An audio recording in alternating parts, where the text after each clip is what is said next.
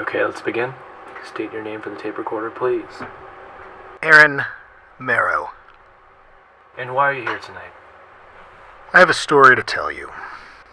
I believe you'll find it interesting to report.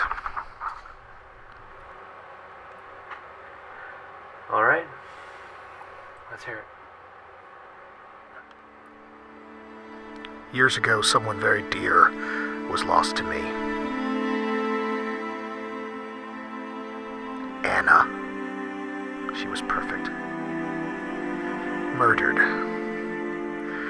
She attempted to intervene with a mugging, and she was shot. God, I'm so sorry. I remember when I found out. I wanted answers. I wanted my Anna back. As days went by, the hatred in me was... I could not think clearly. I was trapped.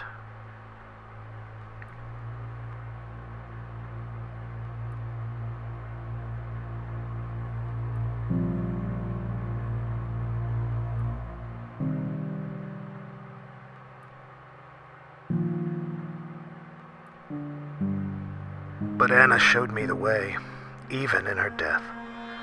She was a devout Christian. She spoke of a God who gives his people advice, help, and salvation. So in memory of my Anna, and in an attempt to solve my ethical dilemma, I turned to the Bible.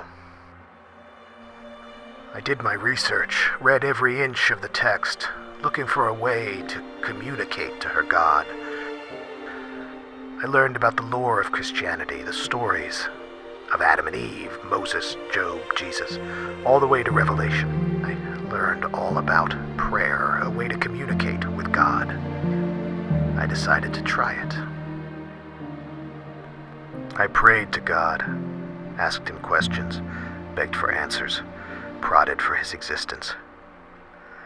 Do I forgive this murderer and move on, or do I exact justice? He never answered. I kept thinking, did God exist? Was Anna deceived all these years? No, Anna was no imbecile. God was ignoring me. A God who chose who to help and who not to help. I was furious. If this God existed, he hated me. He despised me and wanted me to suffer. And so, I confided in God's enemy, the one who understands God's incompetence and ignorance.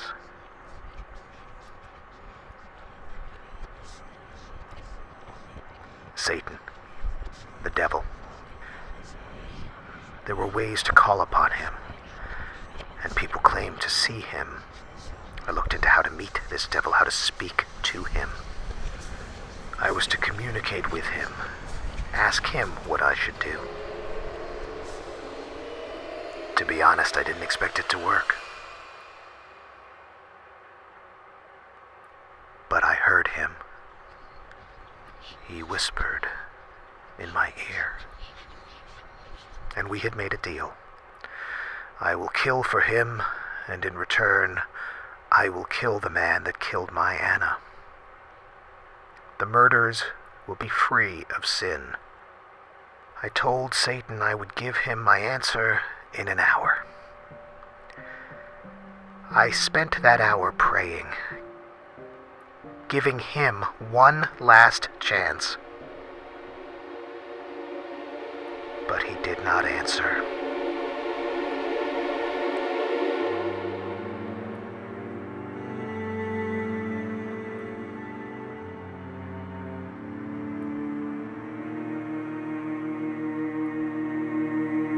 Satan led me to a house, led me to the murderer.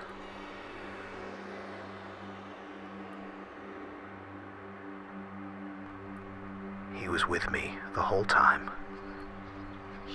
helping me, guiding me, like a father.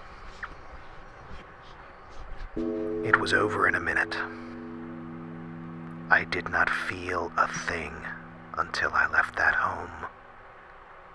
And then he came back and ordered me to complete the negotiation. I refused, tried to call off the deal, but he reminded me I was bound by divine law. He ordered me by contract to walk, and I had to. It was the church. He told me to go in there and to murder the head priest. I refused, of course. He warned me of the binding contract, and I refused. He laughed at me, and he told me God had rejected me. He took over my body. He declared the murders to be sinless, but I had committed the greatest sin of all. I had denounced God in favor of the devil. My soul was the devil's to play with. He told me the horrors he would commit in my name, what he'd do to my family, the ones around me. I was able to keep my consciousness, but it was a curse. I spoke to God, except I did not beg for his help. In fact, I told him that I was not worthy of it. I deserved none of his glory nor his love, but never have I craved for his grace more, and I was willing to fight for it back. I felt a warmth, the feeling that nobody could overcome me, and I harnessed it to fight for my body. I fought the devil. I struggled for my mind and my morality. I spoke to the Lord. I showed him my faith. I showed him my willingness to forgive, and for the first time, I prayed.